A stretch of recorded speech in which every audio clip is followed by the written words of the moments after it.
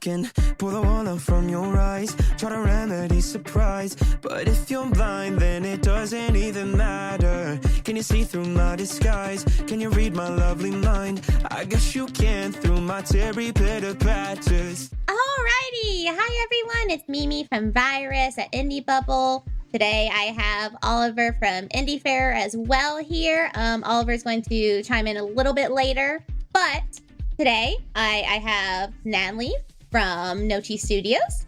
Hi everyone, thanks for having us today. We're really excited to chat with you all. You want to talk a bit about what your studio is, who's running it, talking just talk about yourself and your other members. Yeah, for sure. So we are a small studio for full-time team members, and we also have Hillary, who is our in-house artist, but she's still an undergraduate student, so that's why we don't say she's full-time. So she works with us part-time during the school year, and then during the summer she works with us full-time. So we are very small. We are based in Ann Arbor, Michigan, and we've published quite a few games. I think what people know us for now is Love Bite EXE, but prior to Love Bite EXE, we've actually published 8 other games, and we're constantly working on other titles as well. I'm not sure, maybe we'll unpack that in this, but yeah, I think the biggest thing right now is Love Bite EXE, which we're very excited for. I will say, during the demo, I caught your little Easter egg for your other game. Had to stop midstream to go look at the Steam page and make sure, yes, it was a real game. I saw it. So I was not able to play the full demo, which made me very, very sad. But it was very fun. I think it's a very interesting thing. I love the fact that it's all through a computer screen and Discord instead of Discord. I do enjoy that a lot. I have to say, I do have a favorite character already, even though I was originally drawn to the game because of, Equinox and that lovely art you have of him. Thank you for that.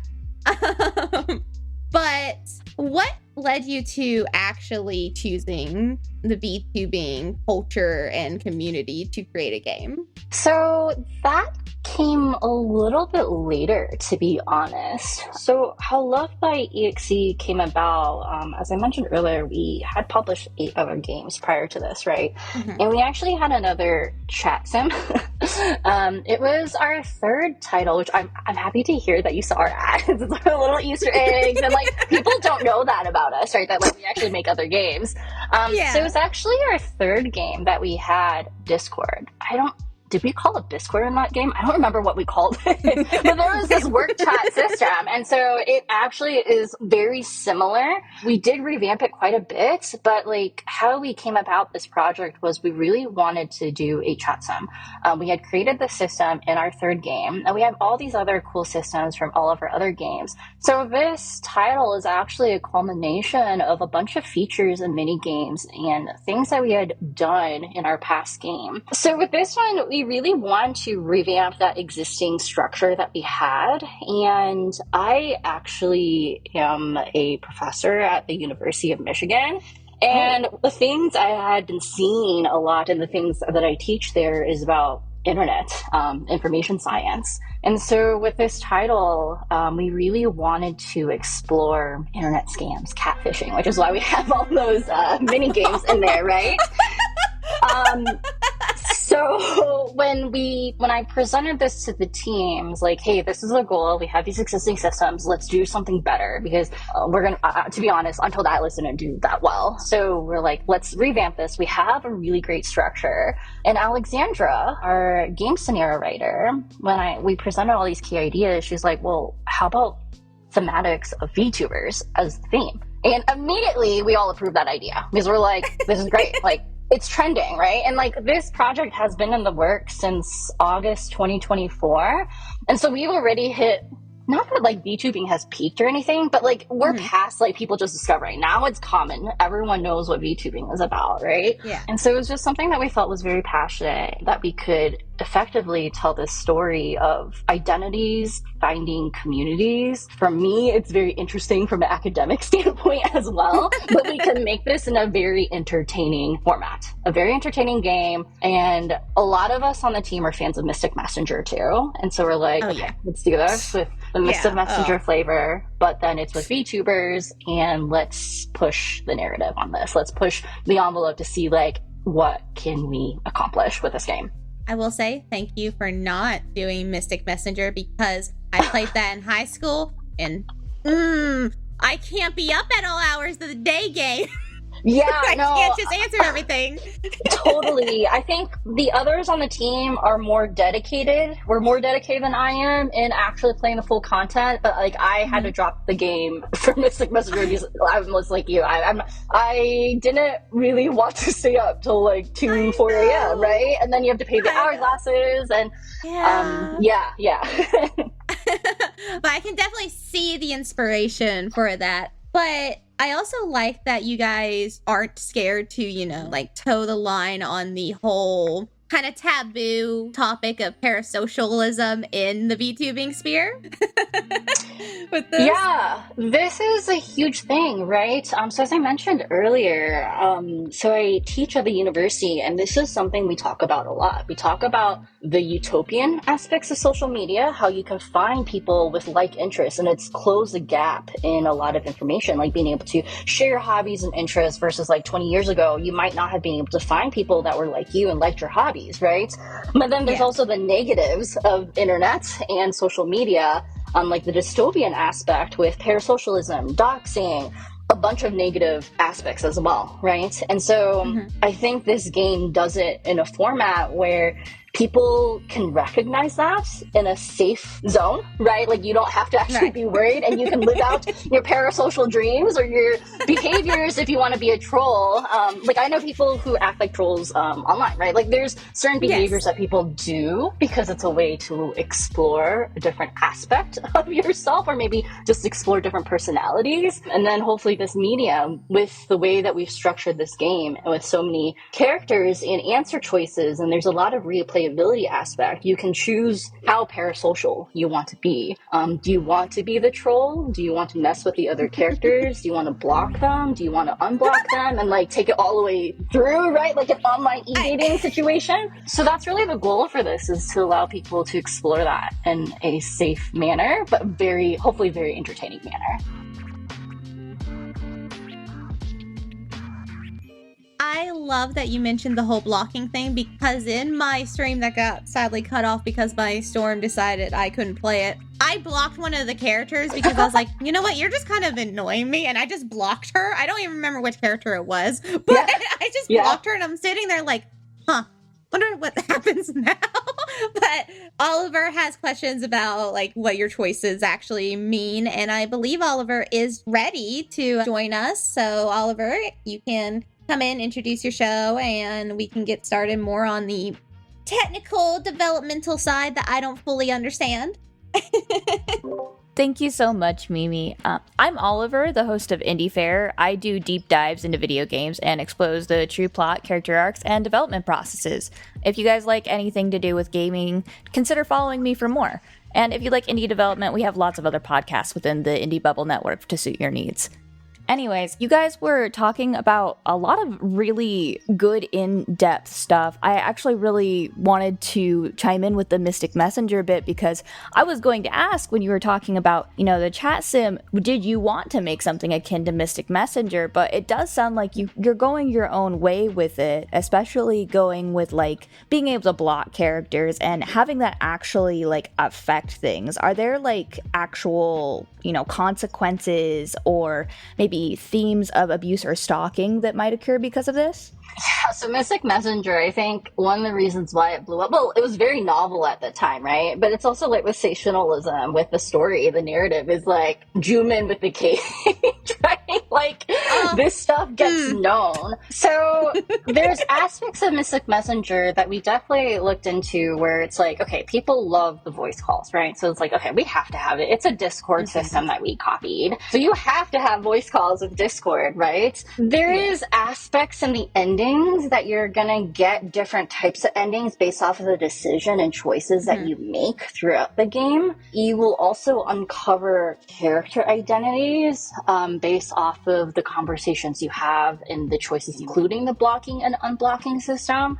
So yes, short answer, I sort of gave the long answer, but the short answer is yes. The decisions that you make, the things that you choose to interact with in the game will all impact eventually what you'll unlock, who you'll end up discovering is the real identity behind some of the Discord members you meet, and then also what kind of ending you get. Which is what you were like alluding to with the whole catfishing theme and parasocial behaviors, yes? Yes, of course.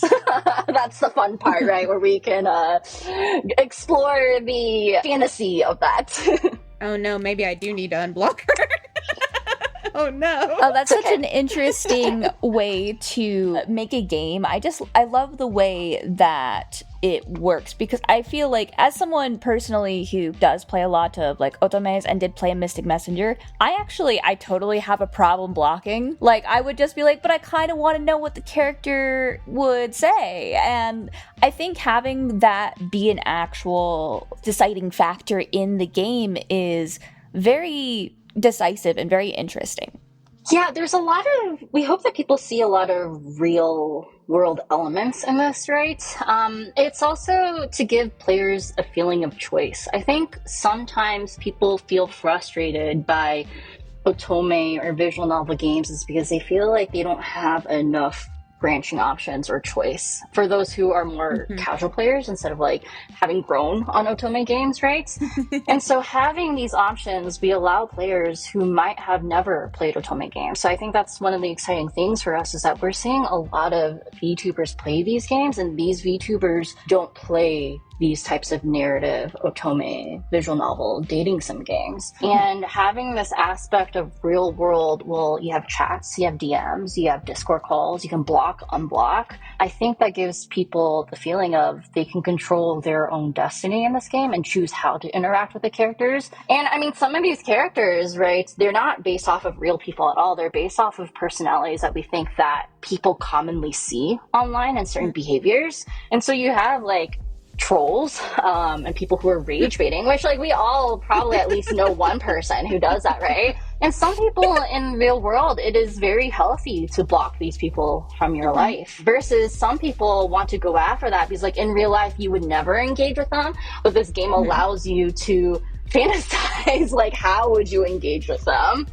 So we really believe that like by giving all these choices, it leads to a lot of replayability, or if you don't feel comfortable with the content, you could just choose to block and move on. Real quick, I will say that you mentioned like having a troll kind of character. I think my favorite character is kind of a troll. I mentioned this right before our recording. My favorite character is Dolphin Daddy.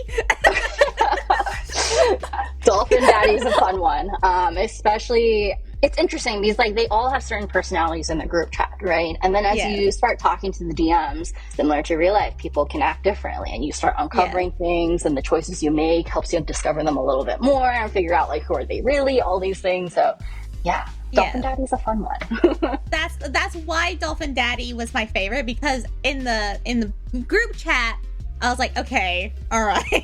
Yeah, okay, like, I could kind of already sense that it was kind of a joke. And then when you go into DMs and you learn, and I'm like, okay, yeah, Dolphin Daddy's my favorite. My Discord status before the current one about your song was actually what he calls you, strawberry nya nya kitten baby, I believe is what he calls you. Yes.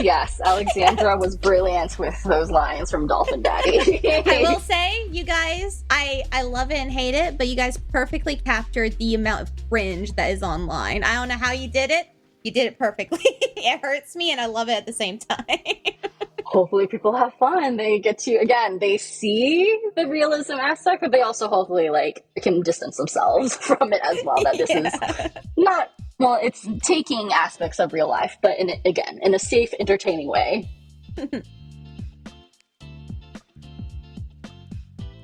I know Oliver wants to know the more technical aspect of how the game was created.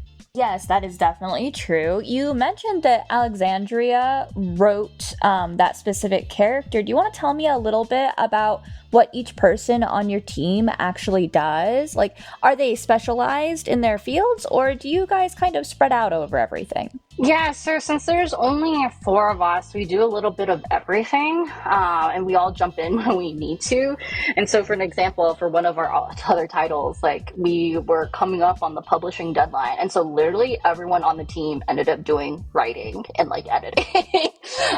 But technically, when we all start and we aren't having scoping issues or crunching for a deadline, how it works is there's 4 of us, and then there's Hillary, who I mentioned earlier. She's still an undergraduate student. So my role, I'm the director and producer, so I do a little bit of everything. If you see marketing stuff, that's mostly my work with the help sometimes of Connor. Connor is our assistant producer. He does a lot of things as well, things from rigging to doing animation work to doing audio editing, helping me out with marketing. Then we have Kira. Kira is our programmer, so she's doing all the dev and technical stuff. Sometimes she will also jump in on doing editing work for scripting, expressions work. Again, whenever we have some deadlines, we will flex. We will flex into each other's roles. Alexandra is our game scenario writer. And so she's writing all the amazing lines that you're saying, like Banyania, Strawberry Kitten. So she's brilliant in that. And then sometimes she helps out with the graphics too. So for an example, you'll see in our Kickstarter page some beautiful graphics. And so Alexandra will jump in and help out with that as well, as we are nearing close to our campaign timelines. And then Hillary is our in-house artist. So a lot of the artwork that you do see in the game, she has basically touched every single piece of it. And then Hillary, again, will flex into other roles as needed. So like editing, script writing, things like that as well. And so I think everyone on the team actually wrote some of the chats you see in the game, like the stream chats on the right-hand side. We were crunching for some of the demo deadlines. So it was like, okay, everyone, we all gotta take time and everyone take turns writing the scripts for that. So yeah, we have our core functions, but we will flex as needed. Your team sounds incredibly talented. That's amazing. Honestly, like, just the fact that a 4-person team can work so well together is great. I mean, I honestly think smaller teams are better for cohesion, but it also really depends on like the interpersonal relationships that are going on. And speaking of those, were you guys like all friends before you started out in this field, or did you come together because of games? You want the short answer or the long answer? You know, honestly, we're here for the fun time. Give us the long answer. Okay, so everyone is an employee of Nochi Studios. How it happened was I started the company first as, well, it wasn't a company, it was first a hobby. Eventually became a company after I worked out a lot of the business details, making sure like, hey, this makes sense, etc. And so from there, as I mentioned earlier, I teach at the University of Michigan. And so Connor, Hillary, and Kira are all from the University of Michigan. I'm in a very fortunate position that through the classes that I teach and the involvement I have with the students, I see some really talented students. I'm always very sad when really great, talented students leave for the West Coast, which I'm very happy for them that they get amazing jobs, right? Like we have people who have gone to Nintendo, for an example. Most people go to like Amazon, Facebook, etc. because, you know, they pay very well, right? But we're always very happy when we're able to keep talent in the state, because we actually do have quite a few game studios here in Michigan, which I don't think a lot of people know about. So for an example, we have a AA studio here called Stardock, and we have another indie game studio that have publishing deals with Crunchyroll, for an example. So I've been very fortunate that I've met a lot of very talented students. Kira was a hire from one of my colleagues, Professor Austin Yarger. He teaches the computer science game dev courses here. So met Kira through there. She took like basically all his courses. So Kira, Connor, and Hillary, they've all also gone through the Wolverine Soft Studio, which is a game dev student club here. They actually publish 1 to 2 games on Steam every semester. So they've gone through the chops of concept developing, producing, testing, publishing. So yeah, everyone has had experience before they were hired on for Nochi. Alexandra is a little different. Alexandra, when we hired Alexandra, when she applied for the company, it was actually for another position that has since closed. And at that time, the position went to someone else, but I had noticed on her resume that she had a portfolio of writing. And I was like, just scouring through, and I was like, this writing is really great. And so at that time, I reached out to her and I said, like, hey, like, I noticed that you had writing. You write brilliantly. I'm really interested. And so we had her do some test scripts at that time for some of our other games, and she passed with absolutely flying colors. And since then, she's been with us since Sifting Time. Sifting Time was our first game. So the first game was originally somewhat developed before we brought Alexandra on, and then she's been with us since, and she's our game scenario writer, writing all the stuff now. Wow, that's amazing. Just the fact that you guys have such good relationships. You're also just I'm honestly just a little jealous that you're all so close together and that you support each other so well. Just amazing. That honestly opens the avenue for like a bunch of other questions that I have. One of them being that I actually relocated to Michigan from the West Coast, ironically. Oh my gosh. Yeah, it's crazy how that works. I originally grew up in Utah, and then I moved to Washington, and from Washington I moved to Michigan now, and you're only, I think, a couple hours away from me. I'm in the capital, Lansing. So yeah, it's crazy how it works out. Tons of the studios there too. Like Lansing has so much amazing talent there. I mean, there's Michigan State. They have like one of the top programs for game development as well. Unfortunately, since I teach here in the Ann Arbor side, that's sort of what I'm exposed to. But like, yeah, there's so much talent in Lansing for game development. Yeah, it's really crazy how much talent there is just out here in general. Like MSU is amazing. Honestly, Michigan has just this amazing culture that I'm glad to be a part of. I never really fit in Utah, and I loved Washington, but I had to move away for personal reasons. So Michigan was a very lovely place to settle down, and just the lovely community, the smart people, and it sounds like you've also made such a lovely community here. And how long have you been in Michigan, out of curiosity? Yeah, so I'm not originally a Michigander either. I've been bouncing around the Midwest pretty much. I grew up in Ohio and then bounced around for a lot of corporate experience. So I've been in product development pretty much my entire professional career. And then I moved to Michigan in 2018 to go to get my full-time MBA here at the University of Michigan, and then stayed. The entrepreneurial spirit here in Ann Arbor is so amazing. We've actually gotten quite a bit of state funding for Nochi Studios. And so there's just been a ton of support, and they believe in the vision that we're doing. The school's invested in us. So yeah, we stayed. And that's really how the company grew and was able to, sustain itself, survive through the amazing talent, all the networking, the mentorship, the amazing peers who everyone just wants you to succeed. So I mentioned some of those other studios, right? And like, we have monthly meetups.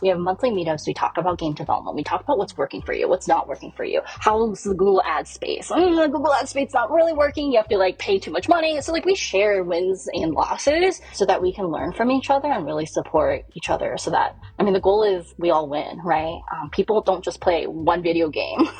They play lots of video games. And so the more that we can support each other, share information, share what's working, what's not working, I think it's a really great game dev community here for sure. I agree. It's so amazing here, and I'm so glad that you found the support that you need. It's really important that these indie developers actually get the funding and the attention that they deserve, because I feel like nowadays it's so easy to get overshadowed by AAA games that get, millions of dollars worth of funding, hundreds of people working on the project, all of that, only to roll out what we don't like anymore because it's just so overused and overrated and mediocre. But indie studios like you are really paving the way for younger and less experienced developers to feel more confident in getting a start. Yeah, so it's an interesting conversation because we actually have quite a few EA people who have moved here to work remotely, and some of the local studios, like I mentioned, that AA studio, they have sniped from AAA studios, including Xbox. So there's definitely a trend, right, that, I mean, you guys probably have seen the news, there's been so many layoffs year over year because AAA is not making good games anymore. And a lot of it is because, you know, the structure of their company, the fact that they have to speak to shareholders, they absolutely have to make revenue, right? If they're not making revenue, then it's unfortunately, well, the leaders at the top, they need to reduce costs. And then unfortunately, a lot of layoffs happen. I think for indies, for us in particular, that was one decision that we had to make because we did get investment funding from the university. And usually when you get investment funding, you have to make a decision. Well, are you going to bring on more investors? Are you going to go venture capital and eventually, you know, become AAA, things like that? And for Nochi, we decided we didn't want to do that because we didn't have to speak to shareholders. We didn't have to be pressured to quickly release games and always be speaking to numbers. Of course, we do have to speak to numbers because we want to make sure everyone can survive on their paychecks, right? Pay for rent and food and things like that. But we're able to tease out our games and figure out, like, is this really the story that we want to talk about? Is this the story that we want to share? Are these the game features that we want to put in? So for an example, Love Bite was actually supposed to release last year, the original specs for this. It was supposed to be a very quick game. But because we have the flexibility of not having to speak to shareholders, we were able to discover that, like, people really like this. Let's talk to more people and see what they love about the game, what they don't like about the game. And so a lot of the features that we've added in since then weren't on the original specs for the game. And we've constantly been evolving this game based off of feedback that we've been seeing from the communities, from streamers, from players, from people in our Discord telling us what they love, what they don't love. So we really do read every piece of feedback that we get. Of course, we also index it, right? So if only one person is saying it, then it's probably not an issue. But like if a lot of people are saying it, then that's an issue, right? Or if a lot of people are wanting something, then it's like, okay, we should figure out how can we add that into the game. I agree. And I think it's amazing that, you know, you have so much, your team sounds like you have a lot of passion, and that's more important than the money, for sure, I feel like. We like money. we would like to make money, but yes, like we don't have to again be pressured by like, you know, quarterly meetings with investors or anything and like share numbers all the time and making sure we're hitting, you know, certain metrics. For us, it's just like, can we survive? Can we survive until the next paycheck? Yeah. Okay, good. Let's just keep working on this, keep tinkering with this until we think like this is really cool. And speaking of tinkering, you guys have already had, you know, the playtest, the demos. You mentioned you got some very valuable insights from those. Can you tell me a little bit about those insights? Like, what's the most important thing you think you've learned from the demos that you've had to add to your game that you weren't originally planning to? Yeah, so for an example, that blocking system, actually. The blocking system was not in the original specs, but we did see quite a people, like not unexpectedly, right? We did see people react certain ways to our characters and very passionately to the sense of like they had to drop the game. And for us, we were like, okay, well, they like these other characters, but this character is so toxic. Well, let's put a block button and then you can choose to proceed without them. So that was actually a result of watching several streams of like where people were, you know, being rage baited, which means that like, you know, Alexandra did a great job. She was able to rage bait them, right? That's true. But at the same time, we don't want to lose players because if you like the two other characters, but like the third character is making it such a bad experience for you, well, we need to give them the freedom of choice to be able to proceed without the negative aspects of the game. And so, yeah, that's why we added the blocking feature. I will say that exact situation is why I brought several Otome games before, because there'll be such a like center character to any route you're trying to do, or just enough routes where they're constantly there to the point where I'm just so frustrated I can't even focus on the characters I like. So I'm glad I can block someone if I don't like them. Although I do think the one that I did block in my stream probably isn't that bad. I don't know. I saw like 3 messages from them and I was like, nah. I mean, again, you have the choice to do so, and you can choose to unblock them, and the game will continue on, right? So we designed it in a way, hopefully, that you have fun unblocking them too, because they will react a certain way. And so we really want to have that realistic aspect, yeah. Oh, I didn't know they would react after you unblock yes, them. Okay, yes, that's yes. funny. So check it out. Hope you like the reactions. Okay. That's genuinely such an exciting feature. Like, I don't think I have ever heard of a feature like that in a game. So, congratulations. That's awesome.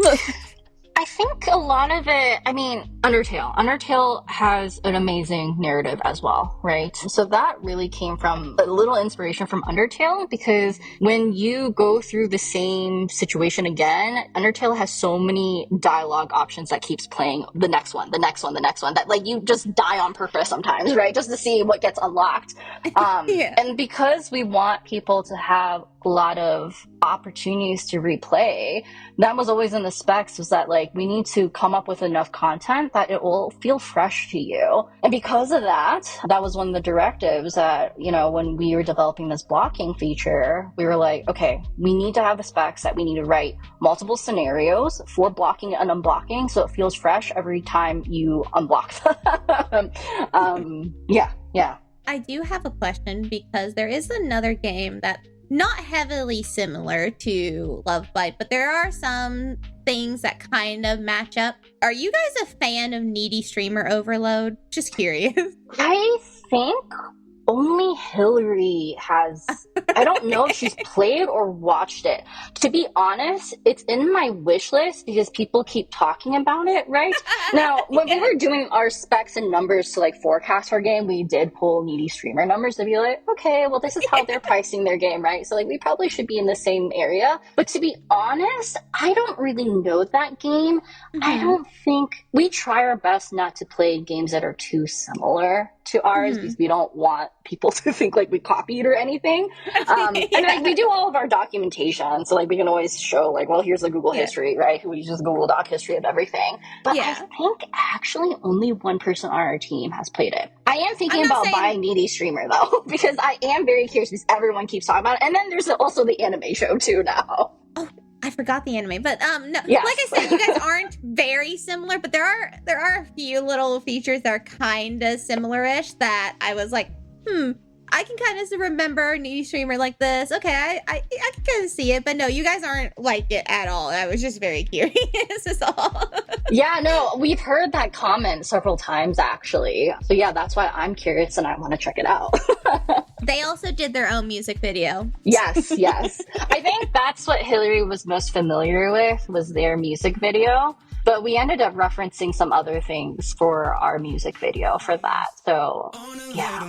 Right here, a little light right there until I'm crawling in your skin when everything is nice. We worked really hard on it, so we're very happy that people are listening to it and replaying the song. And I already saw someone else did their own version of it. It got popular enough that someone else... Oh, that's exciting. We always love derivatives, and I'm sure Kaze, the musician, loves that too. Yeah. Oh, maybe that's the one that I saw. That's the one that I was watching first, and then you sent me your animated one. Yep. So Kaze is the singer.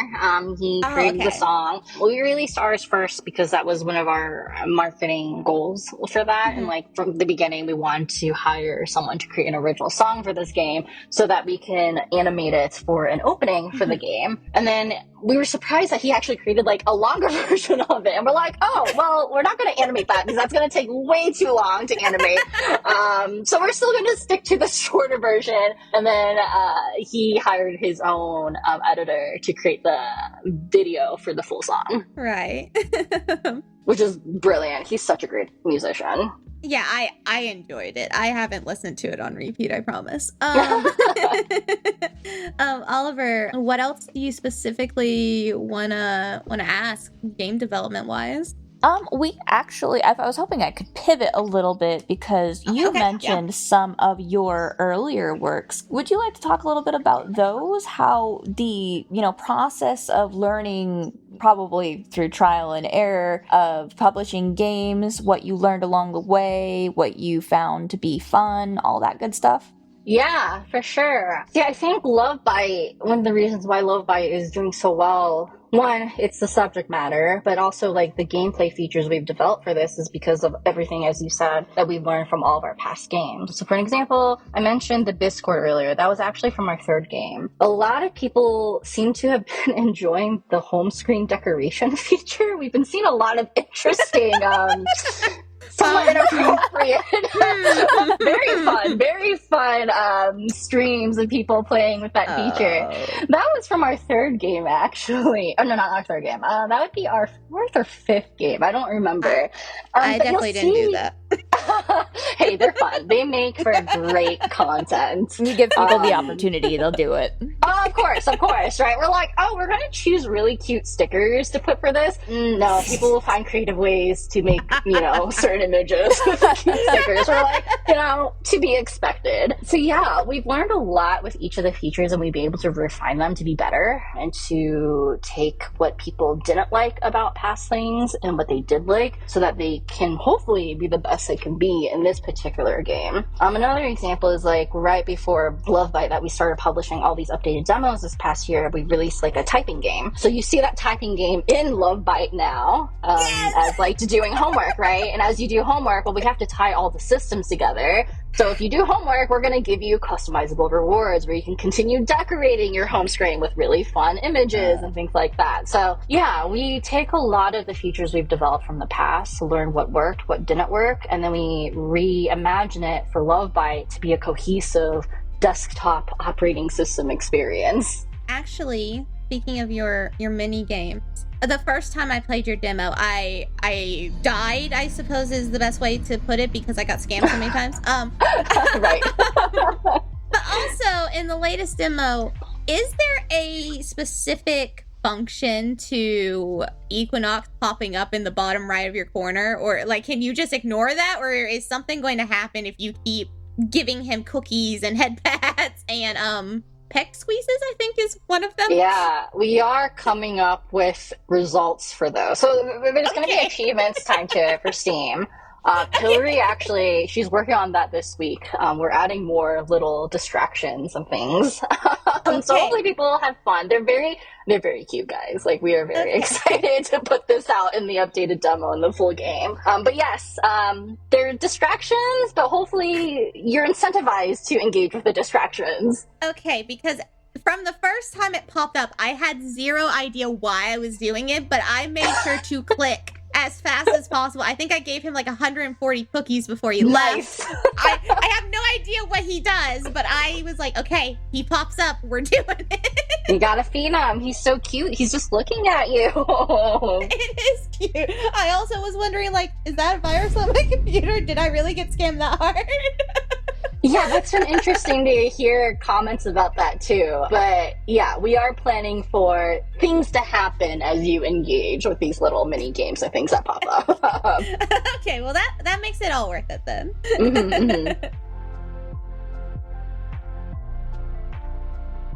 I think the only thing that I didn't get out of that was, like, what was the biggest challenge that you found during your journey? For Love Bite in particular? Just an overall from, like, actually, I would actually just say before Love Bite, but with your previous, I believe it's 8 games? I saw quite a few on your page.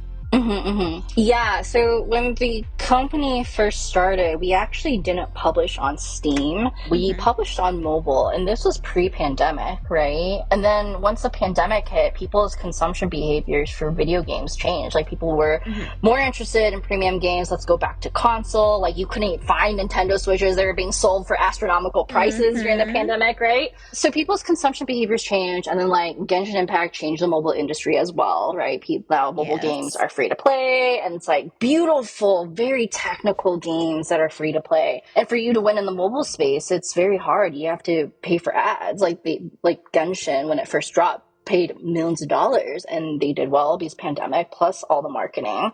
So it's really hard to do well in the mobile space right now unless you are backed by investors and you have tons of marketing budget to acquire customers that way. And so for us, we've had to pivot quite a bit. So we originally were mobile developers, and then we switched to premium games to Steam now. Steam is going through indie-pocalypse.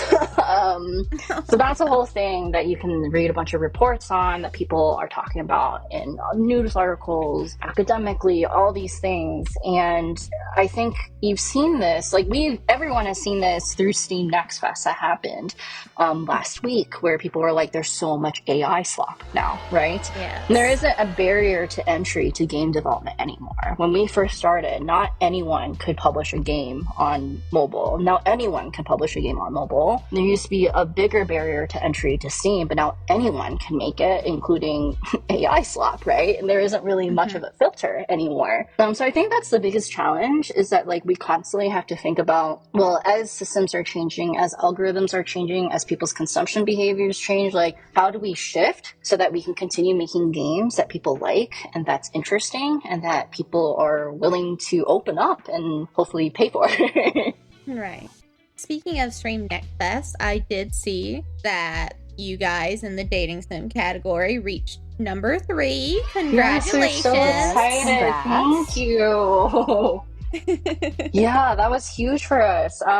We really, like, we're so thankful to the community and like people sharing the game, people wish listing the game, talking about the game on socials, even just like liking a post. It seriously, it makes a difference. Every time you engage with a post, it's a social validation, right? Public validation that like someone's interested in this, so that more and more people will engage with it. And you know, whether it's Twitter's algorithm or Steam's algorithm, they'll push the content more. So yeah, we were so thankful to everyone for engaging with the content, and thank you to both of you for inviting us on this podcast too. Like, again, like, you know, just being able to talk about and share about it. And again, what's really exciting about this game is that we have quite a few players who aren't familiar with the VTuber space. And I think because we've developed it in a way that even if you're not familiar, you will hopefully have a fun time. You will have a fun time because there's a little bit of humanity in each character that like you don't have to be familiar with VTubers to recognize the rage baiter, the cute girl next door, right? The gym bro, all that stuff. But then you can discover this whole separate world. Like, people know about VTubers, and I think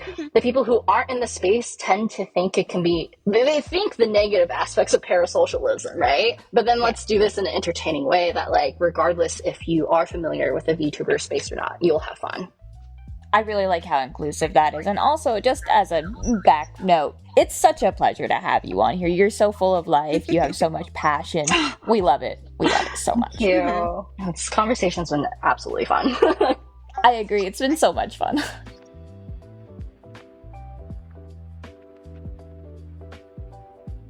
I do have a question about a feature in the game. Are you going to add the possibility of making our own Discord profile picture, or is it only going to be from a select few that you put in the game? As of now, we've only thought to be the select few. There's some things about Steam and also the way people engage with games that like sometimes we're like, oh, we're a little nervous what people might upload and things like that. Right. Okay, yeah, that makes sense. I think if we heard more people requesting for that feature, then we'd consider it, but we haven't heard enough conversation about that to change that feature. Right. I mean, that makes sense. That's fair. We're seeing the creative pictures already with the editing home screen feature. Wow. You're right. I get it now. I get it. I'm a good person. My Steam profile picture is just my VTuber, but no, you're right. I have seen some questionable pictures. I get it. Again, makes for entertaining content, but we don't want to be on the bad side of it necessarily. Yeah, I get it.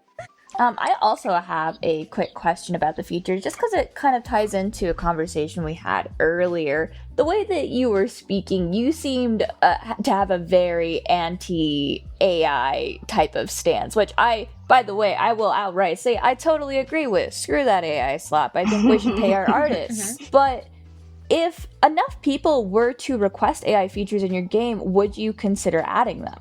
No. I don't think we would, just because I think in our space in particular, I mean, AAA Studio is using AI, right? And we've seen this with a bunch of like the FPS games. You see this in Call of Duty, etc. But because we are indie, I think it's our mission to support indie people. And so like you'll notice the people that we're hiring, they're all indies. They're not big AAA people, because like other people have given us a chance. Like we're an indie studio. We want to give indies a chance too. We all want to support each other. So even like the voice actors, none of them are like, I mean, they're big VTubers, right? But they're not like big voice actors that you hear like Matthew Mercer, for an example, right? And I think everyone just wants a break. They want a break, an opportunity, a chance, and we all are very creative. And so we should help each other in that aspect. So no, I don't think we would ever incorporate AI, and I think that's the beauty of it, is like that's why we're indie. We don't have, you know, outside of the University of Michigan, who is an investor in our business, like we don't have any other investor, because I think if we did, they would push AI, and that is what's happening in the AAA companies, is that they're being forced to use AI. Like if you don't use AI, you might lose your job because you are tracked on your metric of AI usage. And I've heard so many things from former students who talk about like they have to, and then later on when there's an issue, they're like, well, I don't know, because AI wrote it. You told me to use AI and AI wrote it, so I can't tell you what happened, right?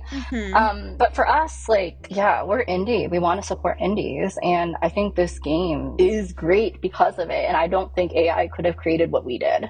Mad respect. I agree. We should support our indie developers, and I am genuinely excited to have a really good game out there that doesn't pander to the AI market.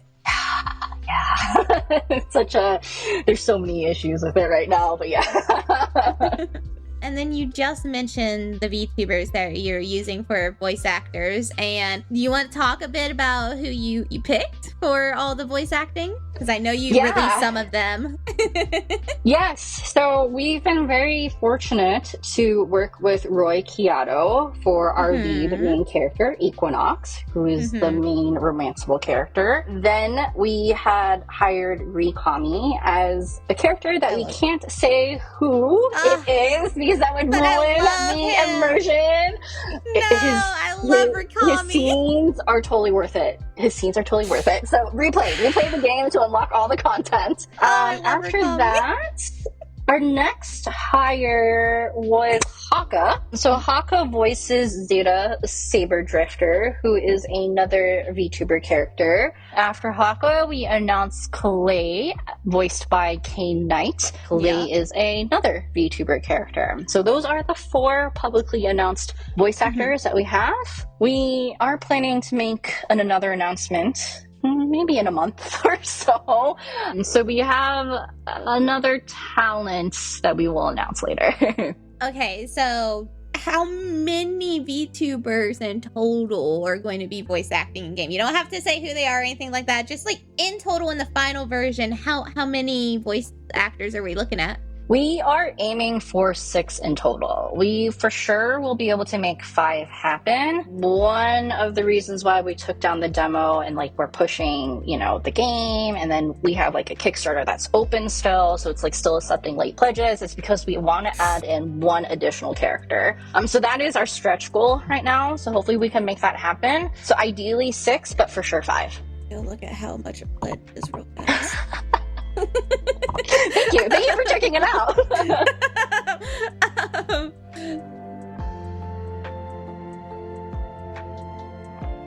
So I think Oliver and I are both curious on who your personal favorite character is in Beat Bite.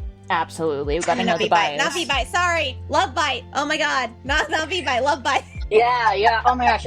It's funny because it changes like based off of who I'm working with and like what I'm looking at and reviewing, and also like what content I'm consuming. So for an example, like if I'm watching an anime show, like if I was watching Tamon-kun, right? Tamon-kun B-side, then like I might be drifting off to one character, which I can't spoil which one because then that gives it away. So this is not meant to be a cop-out answer. It's just like they're all so good. They're all so good that depending on what I'm consuming, and I'm obsessed with a certain character with a certain anime, and I'm like, I see similarities of them in certain characters that we have, right? I think that's what we do well and what Alexandra does really well is like when we map out these characters, we think about these are the certain personality traits that people can identify with, and hopefully between all the characters you will get a taste of something that you like, whether it's this kind of character like a Gojo kind of character from Jujutsu Kaisen, right, to a Tamon-kun kind of character, to a rage baiter troll love hate to hate relationship, right, or hate to love relationship. So I go through phases depending on the content I'm consuming and who I'm working with at that time. So for example, like the voice actors, if I'm reviewing their lines, I'm like, oh my god, this is so good, and then I'd be like, okay, now I'm this person's fan, right? Then the next week, if I'm reviewing someone else's lines, I'm like, oh my god, they're so good, and then I switch over. So I am very fair of heart that I switch a lot. You know, I can't hate you for that, because like I said, I started following your game because I saw Equinox and I was like, that's my kind of man. But then Dolphin Daddy made me laugh so hard that I was like, And then I saw his picture that you guys posted, his little sneak peek picture, and I was like, oh, Dolphin Daddy might take it out. But then I saw Zeta too, and I was like, Yep. Hopefully we did it well, that it's a very hard decision, so people will keep trying to discover what they look like and who they are and enjoy each of the personality types. Or again, if you don't like a certain personality type, just block them. The only other question that I guess I truly have is, how long do you think like a full playthrough of the full game is going to take about? So this is really interesting because people engage with the game in very different ways. Some people are completionists and they will go through every single like optional task, like watching all the streams and like chats. And the DMs will be optional because we want to give that choice of freedom. So we're not going to force DMs on people. So for a completionist, it might be like hours, like maybe 8 to 14 hours. And I give that range because some people read very fast. And again, if you're a completionist, etc. Versus like with some people, they skim through the content because they want to just get to the ending and know the answer, right? Then like maybe that's like a 5 to 6 hour gameplay. For reference, for streams, we have some streamers who will finish the demo in 2 hours, and then some other streamers with the same demo will finish it in 5 hours, right? So it's like there's quite a variance with this because it is text-based and you can choose to engage how you wish with it. Like, do you want to do all the mini games? Do you want to do some of the mini games? And we're still adding more mini games to it. So like that probably will change the variability of it again. Like I mentioned before, where I was not able to finish the demo, it's because I streamed it 2 nights in a row. First night, my voice just cut out, like 2.5 hours in, I couldn't do it. So I was like, okay, I'll stream it again the next day. I got an hour in and my power went out. So like 3.5 hours was my turn in the demo and I still didn't finish it. Yeah. Again, it just depends on like how deep you want to get into it. And then that's not counting all the replayability counting hours in that. Right? Correct. Yeah, because there will be the full route and tons of fun content to unlock as you get to discover each character's true self. I will ask, are you going to be one of those games that has like the true ending where you have to unlock all the other endings first? No. Luckily we won't do that because I think there's a lot of complaints from people about that. Yeah. Have you ever played Oz Mafia? Yeah. Yeah. Again, this is truly, you choose to engage with the game as you will. If you just want one character because you're absolutely obsessed with them, great. Power to you, right? If you want to get their good ending, great. If you like their bad ending, cool. Some of the bad endings are good in my opinion. Like I prefer the bad ending because I'm like, oh my god, this just hits the spot. Because you mentioned Mystic Messenger earlier. One of my favorite endings of all the Tommy games of all times is the bad ending with Juman. We're not going to get into the reasons why. I love that ending, but I get it. I understand. Right. Yeah, there's an allure to those endings.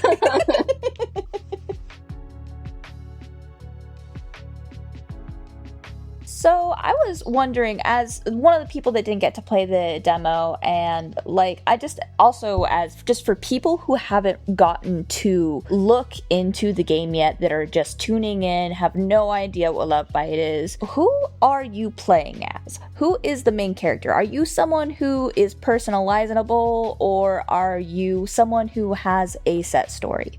It's a little mix of both. There's an overall arching set story depending on how you engage with the characters that you're interested in, but there is customization in the sense that, like, depending on the choices you make, do you want to be super parasocial or do you want to be somewhat normal and healthy about it? That will change the way that scenes play out after that. So overall, what's consistent between everyone's playthrough is that you start off as a fan of Equinox, who is your Kami Oshi. So like the one that you support the most, the one that you are super a big fan of. And then depending on how you progress through the game, that relationship with your Kami Oshi might change as your relationship, you as MC, as the player, as your relationship changes with each of the possible Discord players that you could interact with. So it's customizable in the aspect of the types of answer choices you choose. Again, like how toxic do you want to be? How parasocial? Do you want to troll or not? Or just be nice? Again, like you can block people, right? Things like that.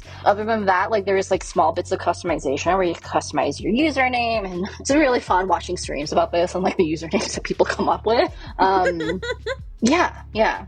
I love that. I think that's it's important to give people at least a little bit of customization, or they get a little too locked into just who they are.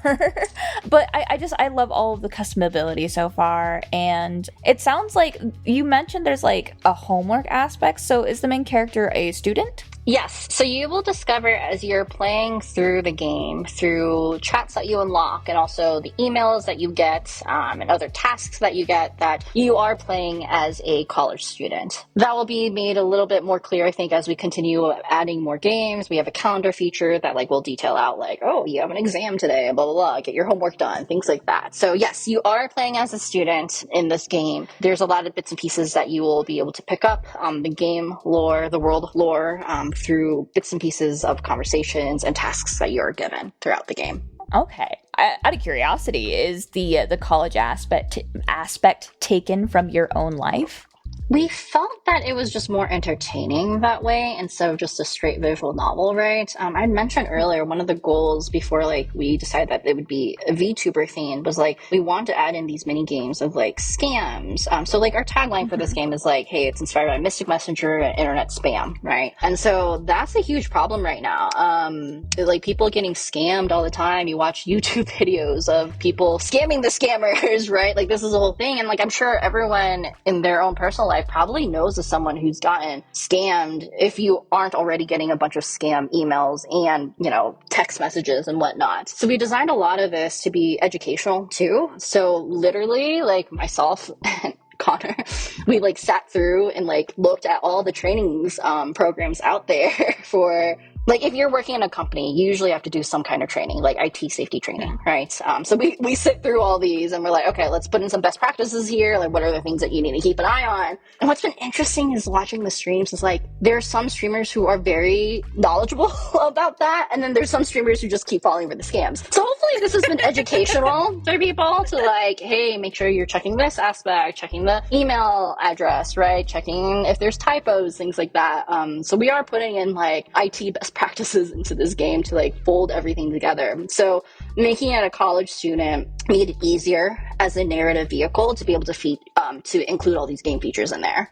Yeah, I love that. And I think it also plays a really interesting part just because being a college student, most college students come from a place of not privilege. They're in debt, not in depth. They are in debt. They don't have a lot of free time. They're always stressed, et cetera, et cetera. And like Tata Queen, Miss Charlotte Dobre has said, you don't need to be an idiot to fall for a scam. You just need to be desperate. And I think that plays a huge part in just how people think about scams. Because I think a lot of people look at scams and they're like, if you fell for that, you're an idiot. But that's not true. I think if there's either a desperation for, connection, or in my case, I've been scammed before. I was lucky enough to recognize it before it got to the legal point where I needed to take action. But I remember applying for jobs, and a very common scam here in the US where you basically go through an entire interview process and then they send you a check so you can buy your own equipment to work from home.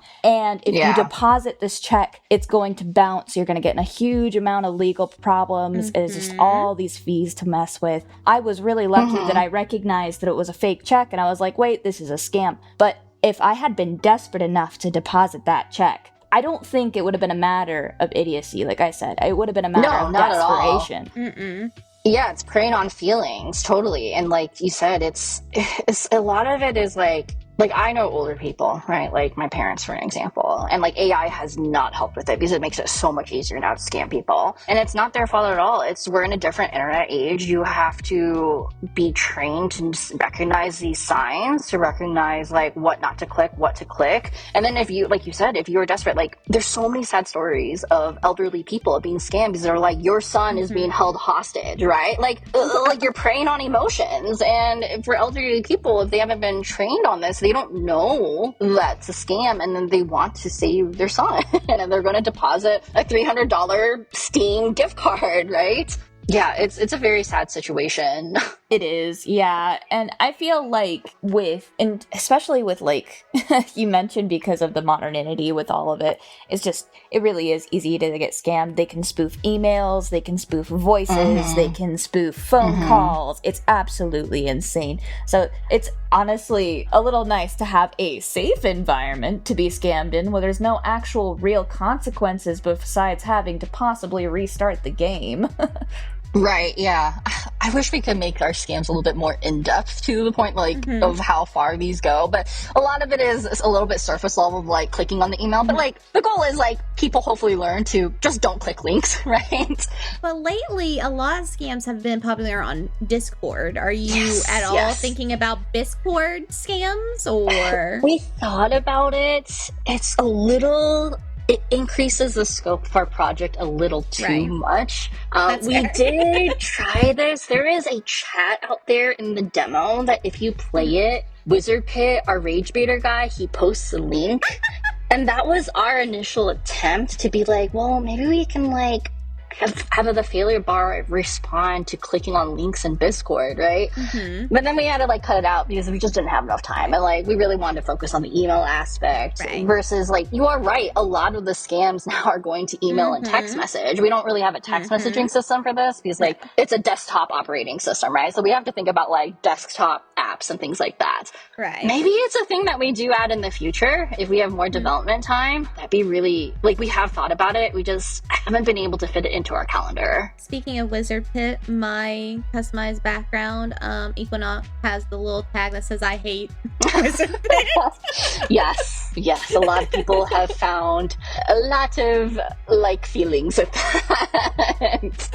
I actually don't hate him. I think he's funny. It's It's fascinating. I would say he's a very, very popular character. So we have a Discord server, and we literally absolutely love our players. But there are some players that will consistently talk about Wizard Pit, like, where's my Wizard Pit content, daily Wizard Pit content, right? So yeah, he's very interesting because it's like people either absolutely hate him or they absolutely love him. I mean, it might be because I'm a fan of like enemies to lovers tags, and I guess that's why I'm like, Wizard Pit, why? Yep. You can fix them, right? That's the goal, is you win. You win, you can fix them. You win.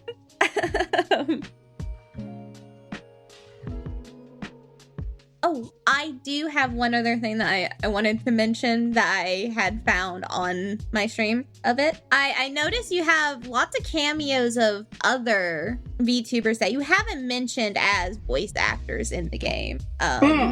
Yeah. You even have my Kamiyoshi as a little cameo. Oh, who's your Kamiyoshi, if you don't mind me asking? Well, you see, my character is a doll. Okay, yeah. Yeah, we do have cameos from other VTubers, and this is like a thank you for giving us a chance, because we just really appreciated them, taking a chance on playing this game, and we've been very fortunate that people have been interested, and some of these VTubers are just hilarious, so we're like, hey, are you interested in a one-line cameo? And most of them have been like, yeah, we're totally down. So that's sort of how the cameos came about. I was so happy I saw Porcelain Maid. I was like, He's been so sweet to us. He's so nice, and like he really gets the challenges of game development. So like when he was streaming, like he didn't have to do this at all, but he was like reminding people to wish list, telling them how like important it is, how it impacts visibility, you know. So yeah, he's the least we can do is to give him a cameo for that. And his cameo line was pretty funny. So that was great. I did. I was like, of course that's his cameo. Of course it is. Yeah, that's been really fun that they've all been injecting their own personalities. Yeah. I saw that and I was like, oh, that's my dream parasocial. There you go. There you go. Kind of speaking of wish list, by the way, I just wanted to kind of put it out there for our listeners that the game comes out September 2nd, I believe. Is that correct? Yeah, that's actually fresh. We haven't announced it officially. I don't know when this podcast is going out. It's probably going to be official by the time the podcast goes out. Probably. Yeah, that's fresh. We've actually been burned by Steam quite a bit this past year and getting approvals on time. I think that's also related to how much volume they're getting and all the AI slop, right? So their queues are taking longer. So because of that, we're like, you know what? We're going to get super ahead of it and get early access approved as soon as possible. It went by so quickly.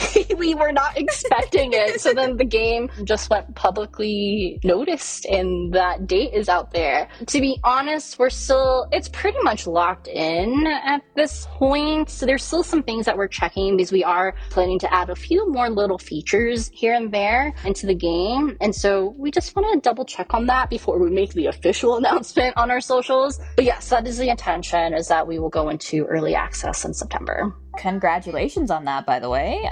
That's not very far at all. Thank you. Yeah, I think we keep seeing people wanting more of the game. And so instead of waiting for the full game, we're like, well, one, we really like feedback, right? We really like seeing the feedback. And it's changed a lot. It's helped morph the game to be better, right? Like that blocking feature and everything. So we decided, you know what? Instead of waiting longer and pushing out the publishing of this, we'll just publish in early access then. So it's out sooner, and then people can discover the characters. The early access it will include being able to discover and unlock the identities of the characters, depending on how far you go with a certain character. So that the answers will show up in the early access version. And then for us, like, we really appreciate that. One, we can publish a little bit earlier, hopefully get to see people's feedback. If there's some things that people don't like, we'll read all those comments. If there's things that people really like, great, we'll continue on. So that'll give us room to keep polishing it so that it can be even better, hopefully, than what it is until we are ready for 1.0 release. Do you have any idea how long it would be between early access and the 1.0 release? Like, do you guys have like a set time that you hope you get to releasing it? So we are working on other games at the same time. A lot of our games, like, we bake for quite a while because there's just a lot of things that happens in the background for pre-production to get into the demo state, from the demo state eventually to full production. So we are excited for some of these actually future games that we have. There's another one that's coming out that we're really psyched for. So we don't want to push out the 1.0 too long. Our ideal situation is a few months because we would like it locked down. Like, our goal is to have the full game internally pretty much completed, and we're just getting feedback. Well, okay, it's not going to be fully completed. We have an idea. We have a game plan, and we just need to finish up the work, right? But we're not going to discount that if something happens during early access, people are like, we absolutely don't like this feature. This character is problematic. Whatever it is, right? Like, we want to make sure that we're reworking the game to make it right then. So ideally, it's a few months, but we won't discount the fact that depending on the feedback, if we want to do the game right, it might get extended for us to be able to fix it. That's fair. This was Virus with my lovely guest, Natalie, and co-host here, Oliver. Nothing fancy, but yeah, it was definitely a fun time. Yeah, thank you so much for having us again. It was really fun to be able to talk about, a little bit of our studio and the game. Thank you. I was so nervous asking if you would do this. Oh my gosh, please, no. You've been absolutely such a joy to chat with and work with. So we're very happy. Thank you again for thinking of us. Like, we're very honored to be invited. Thank you. I'm dying for this game to come out. I'm so excited. I love it, and I need it. That makes us happy to hear that hopefully we made the right decision with early access then, so we can release it sooner. There will be links in the description of wherever this gets posted that will link to both Oliver, it'll link to your company's webpage, probably your Twitter. I'll make sure it links directly to the Steam page as well so people can go and wishlist it easily. Awesome, thank you. It'll all be in the description. Perfect, we really appreciate it. Yeah, so thank you. Yeah, no, such a fun time. The questions were really fun, so thank you for the great setup and everything. Thank you. You got anything to say goodbye-wise, Oliver? Just that it was a pleasure, honestly. You seem so passionate about everything. You have so many talents. Your entire team is amazing. I'm excited to see this entire project come together, and I hope it lives up to the expectations you have for it, because so far it looks great. Thank you. Yeah, the team's they've been absolutely great. We're actually crunching right now for another demo that we're releasing tomorrow. But yeah, no, we're making things happen. So we're excited. We're excited to share the fruits of our labor and crunching and everything. So thank you for allowing us to talk about it a little bit and showcase the team members and all the things that we're doing behind the scenes. Yes, and tell the rest of your team thank you, since they weren't able to come here and do this with us. Yeah, of course. Thank you again for having us. We really appreciate it. Thank you. And like I said, this was Virus. This was a special collab. I hope everyone enjoyed watching this, and thank you so much. We really do appreciate all of the support of our listeners, so please give a like, give Indie Bubble a follow, and if you'd like to get in contact with any of us, we should have links in the description. And we're all very passionate about what we do, so please, if you have any feedback, let us know.